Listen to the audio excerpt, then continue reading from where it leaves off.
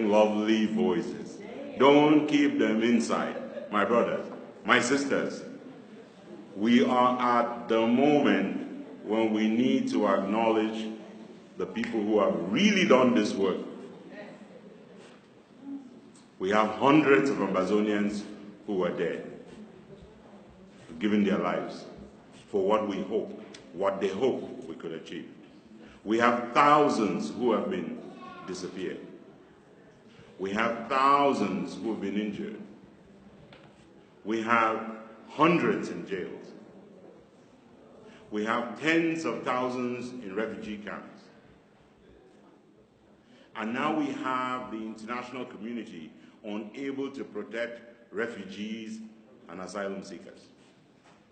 We are at the point, if we want to compare it with history, when if anyone who is Tutsi had fled the genocide in Rwanda and had gone into Congo, into Burundi, he would have been returned to Rwanda to be slaughtered, and the UN would have watched it. And they did watch it in Rwanda.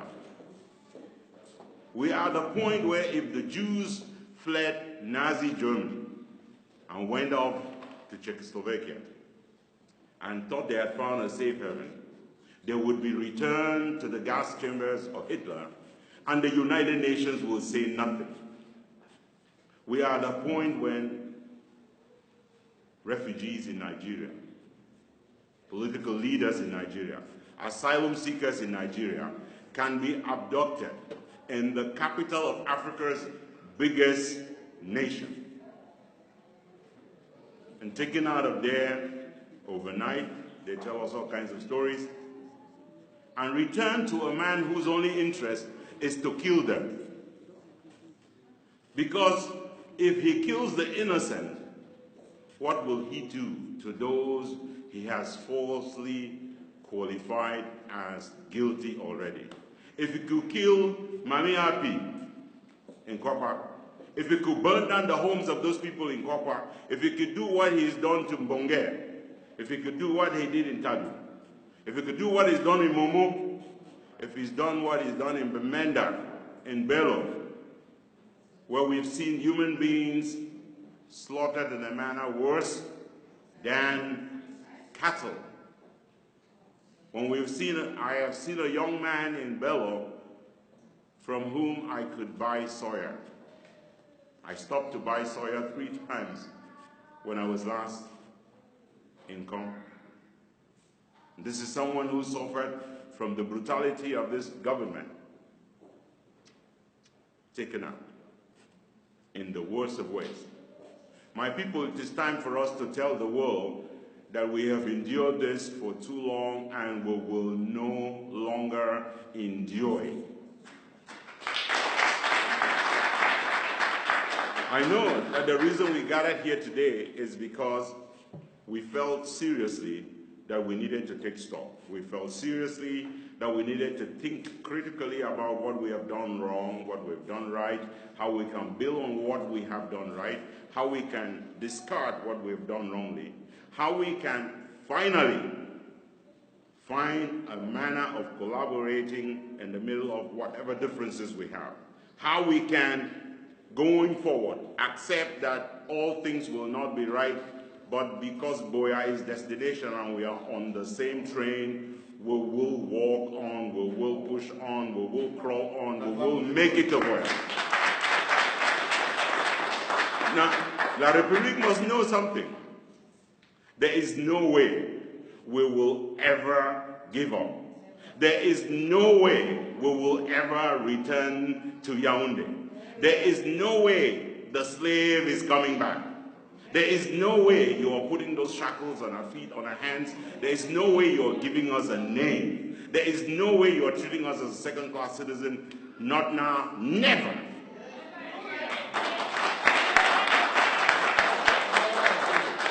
And we tell Mr. Biya, if you're waiting to abduct all of us and render all of us, return all of us to your jail and forcibly kill us, be prepared. When Kwame Mukong talked here today, he said, I am the son of Albert Mukong. How beautiful. The man never dies. These heroes never die. He did not say he's the son of late Albert Mukom. Our people will never die. Mancho BBC will never die. Sisiku Ayuk will never die.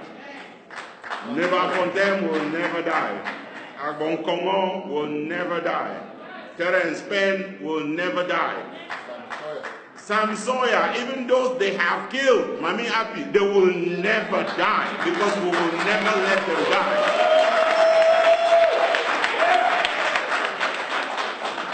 So if Mr. Biya wants to kill, he should get ready because he will not have bullets enough to kill the people who will come to him. We will do what we need to do, and we ask the international community to be ashamed of themselves. The duty of the United Nations at this moment, as it was their duty with Kosovo, as it was their duty when they fled, when 10 Belgian soldiers were killed in Rwanda and they allowed 800,000 people to be slaughtered in a period of 100 days. Their duty is to protect the people of southern Cameroon today. And we have made sure that they know that we have alerted them, that we have told them that they know exactly that this is coming. So tomorrow, they will never say, we did not know.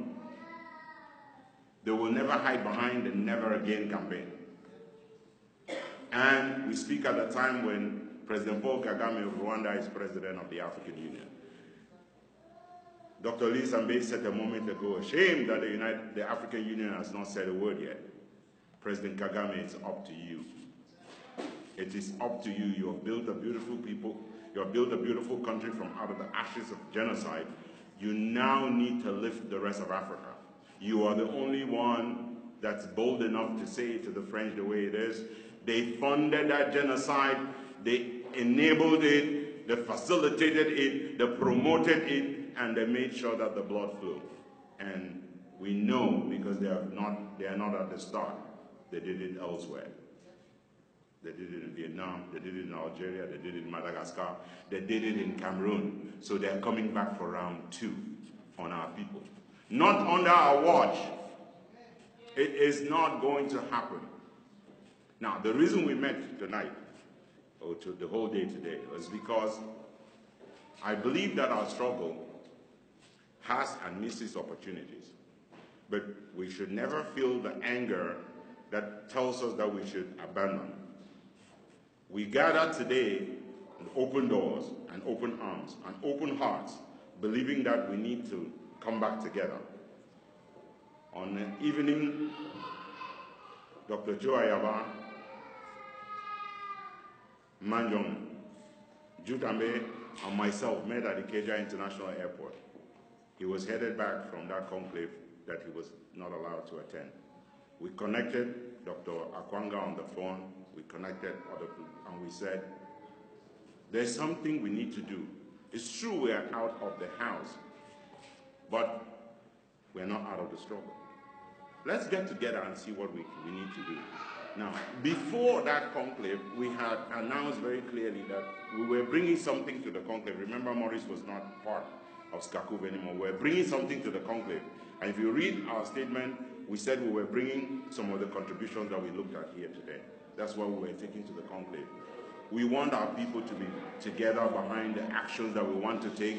We wish all of our leaders well. In prison, we tell them to stay strong. Back at home, we say resist. Here in the diaspora, we say push.